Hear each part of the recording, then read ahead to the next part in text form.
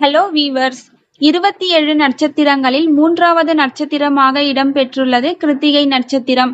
இது முருகப்பெருமானுக்குரிய நட்சத்திரம். கார்த்திகை பெண்களால் வளர்க்கப்பட்டதால் முருகனுக்கு கார்த்திகேயன் என்ற திருநாமமும் உண்டு.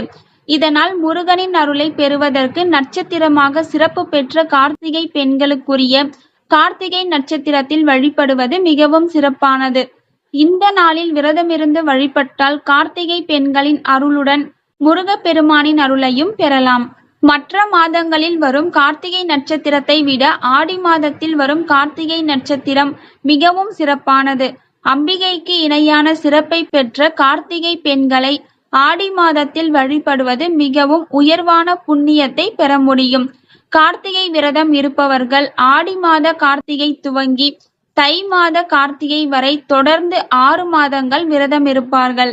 முருகப்பெருமானை விரதமிருந்து வழிபடுவதற்கு ஏற்ற நாட்களில் ஒன்று ஆடி கிருத்திகை, தைப்பூசம், வைகாசி விசாகம், பங்குனி உத்திரம் என முருகனை வழிபடுவதற்கு வருடத்தில் எத்தனையோ நாட்கள் இருந்தாலும் மாதந்தோறும் முருகனை வழிபட உகந்த நாட்கள் என்றால் அது சஷ்டி திதி மற்றும் கார்த்திகை நட்சத்திரம் ஆகிய நாட்கள்தான். மாதந்தோறும் கார்த்திகை நட்சத்திரம் வந்தாலும் ஆடி, தை, கார்த்திகை மாதங்களில் வரும் கிருத்திகை நட்சத்திரம் ஆகியன மிகவும் விசேஷமானவை. முருகப்பெருமானை வளர்த்து பெருமை பெற்றவர்கள் கார்த்திகை பெண்கள். இவர்களுக்கு நட்சத்திரமாக இருக்கும் வரத்தை அருளினார் சிவபெருமான். 6 கார்த்திகை பெண்கள் வளர்த்தெடுத்த முருகப்பெருமானை 6 முகத்துடன் இருக்கும் ஒரே உருவமாக மாற்றியவர் அன்னை பராசக்தி. முருகனை வளர்க்கும் பொறுப்பை ஏற்றதால் கார்த்திகை பெண்கள் முருகப்பெருமானுக்கு தாயான பராசக்தி இணையான பெருமையை பெற்றவர்கள். அதனால்தான் அம்பிகையை கொண்டாடும் ஆடி மாதத்தில் வரும் கிருத்திகை நட்சத்திரமும் முக்கியமான நாளாக போற்றப்படுகிறது. இத்தகைய சிறப்பு வாய்ந்த ஆடி கிருத்திகை இந்த ஆண்டு ஜூலை 30ஆம் தேதி செவ்வாய்க்கிழமை வருகிறது. ஜூலை 29ஆம் தேதி பகல் 2:41 மணிக்கு துவங்கி ஜூலை 30ஆம் தேதி பகல் 1:40 வரை கிருத்திகை நட்சத்திரம் உள்ளது. இத்தகைய சிறப்பு வாய்ந்த ஆடி கிருத்திகை இந்த ஆண்டு ஜூலை 30ஆம் தேதி செவ்வாய்க்கிழமை வருகிறது. ஜூலை 29ஆம் தேதி பகல் 2:41 மணிக்கு துவங்கி ஜூலை 30ஆம் தேதி பகல் 1:40 மணி வரை கிருத்திகை நட்சத்திரம் உள்ளது. இதனால் ஜூலை 30ஆம் தேதி அன்று ஆடி கிருத்திகை விரதம் இருக்க வேண்டும். பொதுவாக கிருத்திகை விரதம் என்பது 2 முறைகளில் இருக்கலாம். ஒன்று, கார்த்திகைக்கு முதல் நாள் பரணி நட்சத்திரத்தன்று பகல் பொழுதில் இருந்தே உணவு ஏதும் சாப்பிடாமல் இரவு பால் பழம் மட்டும் சாப்பிட்டு விரதம் இருக்க வேண்டும். மறுநாள் கார்த்திகை அன்று நாள் முழுவதும் உபவாசமாக இருந்து மாலையில் வழிபாட்டை முடித்த பிறகு விரதத்தை நிறைவு செய்ய வேண்டும். அப்படி இருக்க முடியாதவர்கள் கிருத்திகை அன்று மட்டும் முழு நாளாக உபவாசம் இருந்து முருகனை வழிபடலாம். உபவாசம் இருக்க முடியாது என்பவர்கள் கிருத்திகை அன்று உப்பு இல்லாமல் எளிமையான உணவை எடுத்துக்கொண்டு விரதம் இருக்கலாம்.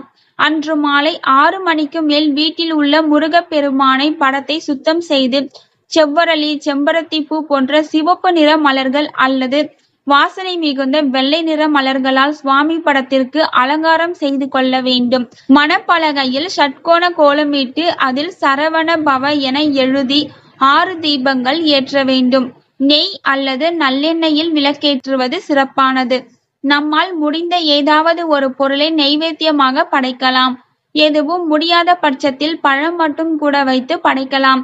தீப தூர ஆராதனை காட்டிய பிறகு ஓம் சரவண பவ என்ற மந்திரத்தை 108 முறை சொல்லி வழிபட வேண்டும்.